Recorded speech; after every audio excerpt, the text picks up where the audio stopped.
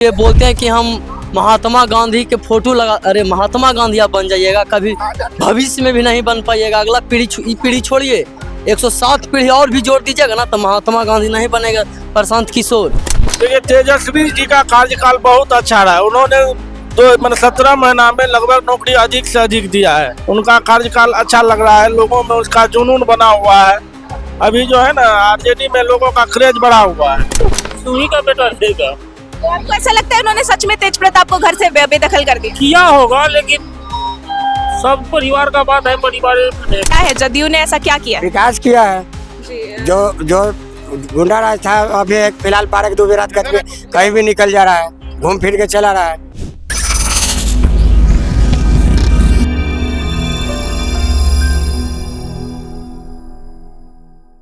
नमस्कार, आप देख रहे हैं शोका न्यूज। मैं हूं आपके साथ सृष्टि सिंह। बिहार में चुनावी बिगुल बजने वाला है। जैसे जैसे चुनाव की तारीखें सामने आ रही है वैसे वैसे बिहार में जो है सियासी गर्मा गर्मी काफी सुर्खियों में है, काफी तेज हो रही है। जहां एक तरफ जन स्वराज के संस्थापक प्रशांत किशोर ने जो है अशोक चौधरी पर धावा बोल दिया है अपने बयान से, वहीं दूसरी ओर इसका पलटवार करते हुए अशोक चौधरी ने भी जो है उन पर मुकदमा दर्ज कर दिया है मानहानि का। अब इस पर क्या है यहाँ की जनता की राय और किस तरह से जो है चुनाव में इस बार हमें नई रूपरेखा देखने को मिल सकती है, यहाँ की हम जनता से जानेंगे और हम पूछते चलते हैं इनसे। नमस्कार सर, क्या नाम हुआ आपका? रंजीत कुमार। आप यहीं के मूल निवासी? जी यही करना। अभी जो ये प्रशांत किशोर और अशोक चौधरी का जो विवाद चल रहा है, प्रशांत किशोर ने खुले तौर पर जो है अशोक चौधरी पर हमला करते हुए कहा कि जदयू की सरकार जो है रिश्वतखोर है और साथ ही उन्होंने अपनी बेटी को जो है लोकसभा की टिकट दिलाने के लिए चिराग पासवान को रिश्वत दी है। इसमें कहाँ तक सच्चाई? रिश्वत के मामले में तो खैर वही लोग बताएंगे, हम लोग तो रिश्वत के बारे में नहीं बता पाएंगे, क्या कि राजनीति मामला है, क्या है नहीं वही लोग नहीं। तो अभी जो चुनाव आने वाला है, आप किसको समर्थन देंगे? चुनाव तो खैर आने के बाद, अभी बताना ठीक नहीं है मैडम। चुनाव तो खैर आएगा उस समय। खैर अभी बिहार में जो है पहले ऐसा बिहार की ऐसी छवि बनी हुई है कि पहले गुंडा राज माना जाता था। अभी भी जब से जदयू की सरकार आई है ऐसा माना जाता है कि बहुत सारा इंफ्रास्ट्रक्चरल डेवलपमेंट हो रहा है, स्वास्थ्य सेवा हर चीज में डेवलपमेंट हो रहा है। इस पर आपकी क्या राय? डेवलप तो खैर हो रहा है, कोई भी बाहर से भी आ रहा है तो हम लोग देख रहे हैं कि बोलता है कि दिल्ली जैसा हो गया पटना। मतलब अच्छा है, डेवलप तो है, इस बारे में ना नहीं कर सकते। विकास मेरा एक और सवाल है आपसे, बिहार में जो है महिला सशक्तिकरण को लेकर अभी का क्या स्टेटस है? क्योंकि पहले की अगर बात करें हम तो महिलाएं जो है 7 बजे के बाद जो बोला जाता था कि घर से निकल नहीं पाती थी, उसके पहले भी अगर निकलती थी तो अपहरण और रेप की हत्याएं जो है ऐसी खबरें सामने आती थी। इस पर आपके क्या विचार हैं? देखिए, नीतीश कुमार सुशासन से विख्यात हुए। पहला उनका उद्देश्य यही था कि बिहार में सुशासन हो, तो सुशासन जहाँ रहेगा, कानून व्यवस्था जहाँ की दुरुस्त रहेगी, वहाँ पर जनता और महिला या सब कोई सुरक्षित जब रहेगा तभी न विकास हुआ। और ख़ास करके महिलाओं के लिए नीतीश कुमार ने बहुत अच्छा काम किया। हर क्षेत्र में उनको आरक्षण दे करके, उनके लिए न्यू स्कीम ला करके, शराबबंदी करके और लड़कियों को साइकिल दे करके, पोशाक दे करके, उनको स्कॉलरशिप दे करके, पंचायती राज में जो है पंचायती राज में 50% भागीदारी दे करके, यानी महिलाओं के लिए उन्होंने बहुत बड़ा संजीवनी का काम किया नीतीश कुमार ने। और महिला सशक्तिकरण आज बिहार में दिखाई दे रहा है। हर चौराहे पर बेटियां हमारी ट्रैफिक कंट्रोल का काम कर रही हैं। पिंक बस जो है वो महिलाएं चला रही हैं। हाँ, अभी पिंक बस सेवा शुरू करवाए हैं महिलाओं के लिए, सुरक्षित यात्रा के लिए। अच्छी बात है, कार्य करना चाहिए। धीरे धीरे सब कर रहे हैं, बहुत कुछ कर रहे हैं। और महिलाओं के लिए बहुत कुछ उन्होंने किया है। बेटी बचाओ बेटी पढ़ाओ, ये जो भारत सरकार का भी नारा है, और उस दिशा में नीतीश कुमार ने भी बच्चियों को जो स्कॉलरशिप का व्यवस्था किया, साइकिल का व्यवस्था किया और कानून व्यवस्था को दुरुस्त किया।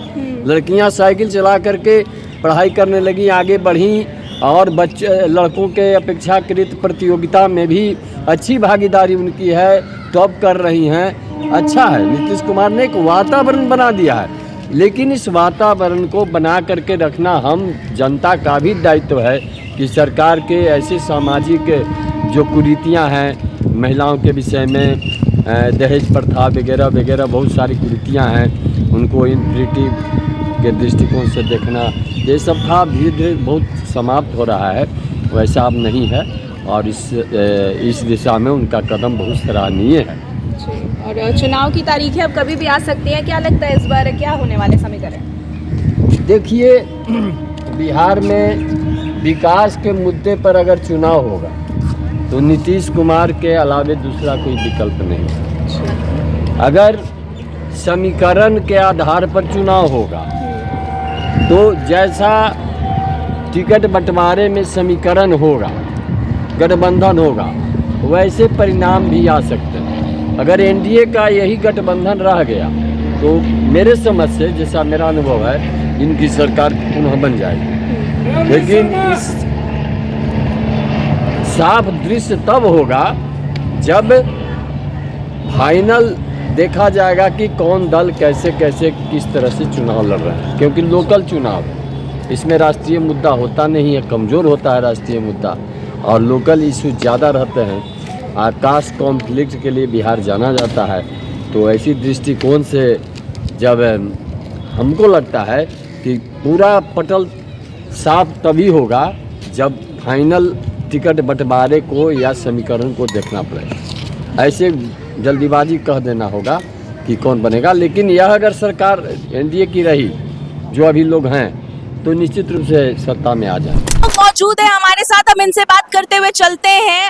नमस्कार सर, अभी बिहार में जो है चुनाव जैसे जैसे करीब आ रहे हैं वैसे वैसे जो है सियासत में तनातनी चल रही है, उस पर आप किसको वोट देंगे और किस बेसिस पे वोट देंगे, हम ये जानना चाहिए। वोट देंगे राजद को देंगे। राजद को वोट देंगे। आपके वोट देने के पीछे क्या मकसद है? आपने ऐसा कुछ कार्य देखा है राजद का जो? देखिए, तेजस्वी जी का कार्यकाल बहुत अच्छा रहा है। उन्होंने 17 महीना में लगभग नौकरी अधिक से अधिक दिया है। उनका कार्यकाल अच्छा लग रहा है, लोगों में उसका जुनून बना हुआ है। अभी जो है ना, आरजेडी में लोगों का क्रेज बढ़ा हुआ है। अच्छा, अभी आरजेडी पार्टी के अंतर्गत खुद एक रिफ्ट चल रही है, एक विवाद चल रहा है, जिसके तहत ऐसा कहा जा रहा है कि तेजस्वी यादव ने अपने ही भाई का पत्ता काट दिया है। घरेलू मैटर है, वो सब कोई बात नहीं है। घरेलू मैटर है, घर में वैसा होता है जी, हर घर में होता है।